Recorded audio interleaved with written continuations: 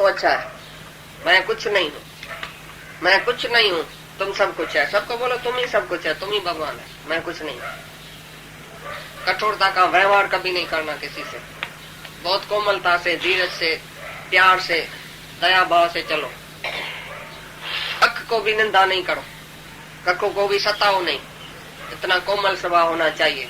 सबके प्रति जो है वो हित से सबका फायदा हो जाए, सबका उद्धार हो जाए, सब खुश हो जाए, ऐसा तुम्हारे अंदर दया भाव होना चाहिए, करुणा होना चाहिए और कोमल स्वभाव होना चाहिए। तो भी लिखे पड़े है भाई ऐसा कर्म करने में लज्जा आनी चाहिए।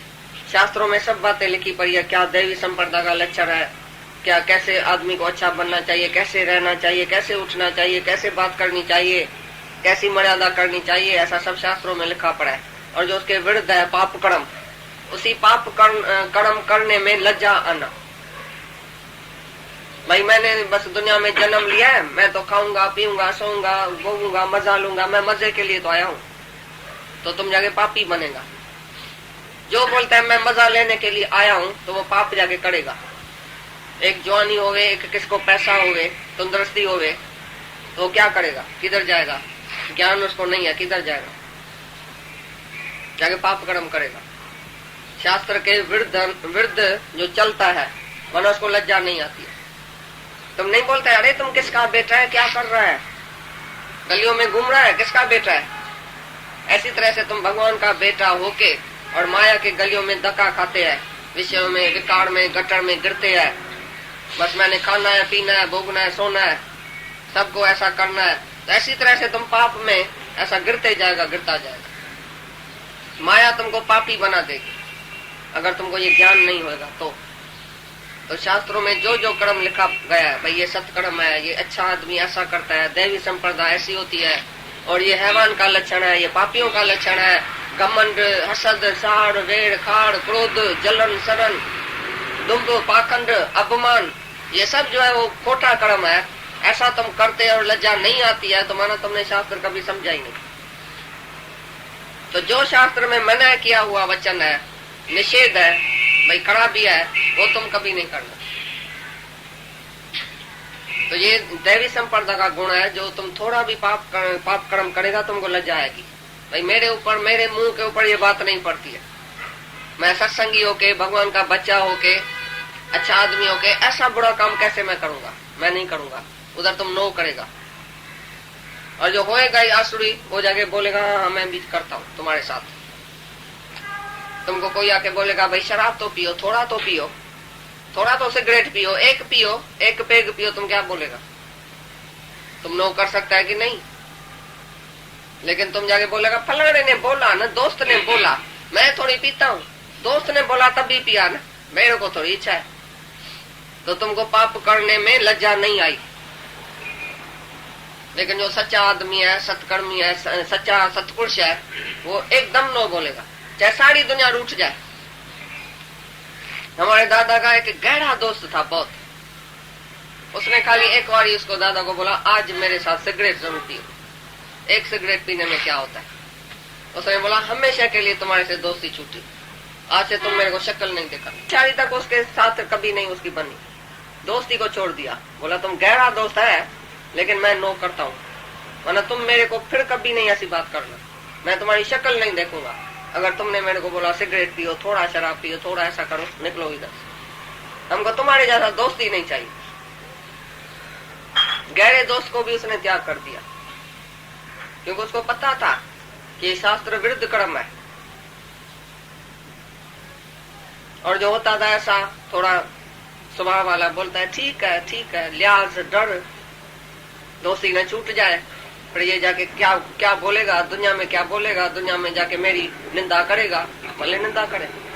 ये सब नो का तुमको पावर होना चाहिए पूरा। जो चीज तुमको पसंद नहीं है, सारी दुनिया रूठ जाए, बोलो नो माना नो। घर वाला रूठ जाए, तुम्हारी स्त्री त्याग कर देवे, तुमको बच्चा त्याग कर देवे ना, वो अच्छा है। तुम अपने धर्म से कभी नहीं करना। भीष्म पिता मैंने एक दिन कसम उठाया, बोला सूरज अपनी रोशनी छोड़ दे, चंद्रमा अपनी शीतलता छोड़ दे, धरती अपनी खिम्या छोड़ दे, फलाना अपना ये गुण छोड़ दे, लेकिन मैं ब्रह्मचर्य में रहूंगा।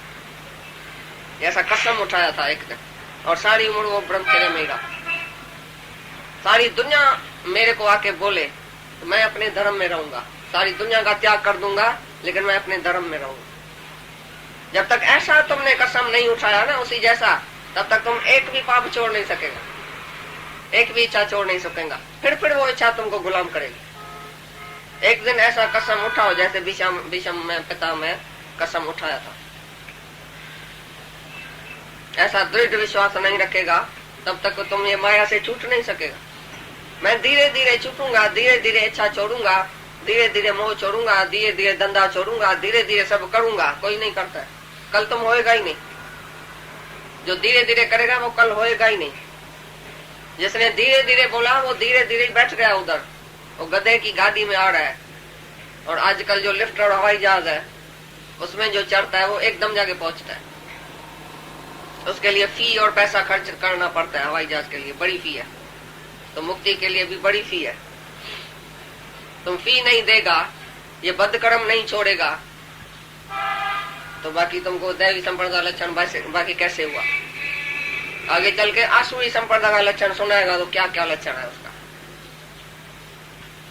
एक एक बात के लिए अंजाम करो अपने से, गुरु के सामने, भगवान के सामने, संगत के सामने ऐसा अंजाम करना चाहिए। जो जो तुम्हारे में आदत है छोड़ नहीं सकता है ना, बीच में बैठ के बोलो भाई आज से मैं ये आदत छोड़ता हूँ।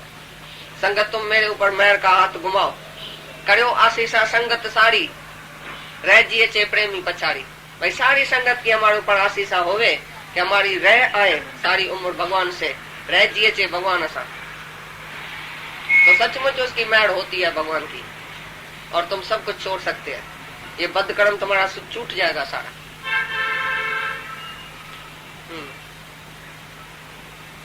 और व्यर्थ चेष्टाओं का अभाव जो इसके है। और तुम्हारे संग में निंदक क्यों नहीं तरता है बताओ? तुम जो सारी दुनिया को लेक्चर भी करता है, समझाता भी है, तो निंदक तरता है तुम्हारे संग में क्यों? और संत के संग में क्यों तर जाता है? उसमें और तुम्हारे में फर्क क्या है? तुम भी समझाता है सारी दुनिया को, और संत के आगे भी कोई आके बैठता है। विषय आसक्त होवे, शराबी होवे, कबाबी होवे, वैश्या होवे, पत्थर जैसा पत्थर भी तर सकता है, वैसा भी तर सकती है। क्यों? क्या बात है संत में? कौन सा तेज है, कौन सा आकर्षण है? क्योंकि संत के अंदर सफाई है। वो कभी भी पापी को पापी करके नहीं देखता है, कभी भी अज्ञानी को अज्ञानी करके नहीं, मूर्ख को मूर्ख करके नहीं देखता है। उसके संग में जो बैठता है वो अपना आप करके देखता है, आत्मा करके देखता है। तो सचमुच वो पाप छोड़ के बैठ जाता है। आत्मक प्रेम सबसे है तो सब जो है वो अपना पाप छोड़ के बैठ जाता है। बोल रहे उसमें तेज है। दैवी संप्रदाय वाले को तेज होता है, जो उसके संग में कैसा भी पापी है वो तर जाता है। निंदक भी तर जाए, चंडाल, चोर, निंदक, पापी सब तर सकता है संत के संग में, क्योंकि संत उसको अपना आप करके देखता है, अपनी मीठी आत्मा देखता है, उसको दोष नहीं देखता है उसका, भाई ये ऐसा है, ये ऐसा है, ये ऐसा है, सूंघता नहीं है ये पापी है कि पुण्य है। पापी पुण्य आखर ना है, कर कर करना लिख ले जाए, आपे बीज आपे ही खाए, नानक हुक्म में रहा समय। पापी पुण्य कोई बोलने से नहीं होता है ये पापी है ये पुण्य है। उसका अंदर का कर्म क्या है वो तुमको क्या पता? आपे बीज आपे खा, जैसा बीज उसने बोया है तैसा ही खा रहा है, तेरा की उसमें। तुम क्यों किसको पापी और पुण्य देखता है? तुम किसको जान भी नहीं सकता है ये पापी है ये पुण्य है। बाहर से कोई पापी भी है, अंदर बहुत पुण्य है। बाहर से कोई ऐसा कर्म उसी से बद कर्म समझो हो भी गया है, लेकिन वो अंदर बहुत शुद्ध है। उसी बात में अंदर वो पछता रहा है, रो रहा है, भाई मेरे से ये पाप क्यों हुआ। लेकिन तुमने किसका पाप कर्म देखा, बस उसका नाम रखेगा ये पापी है।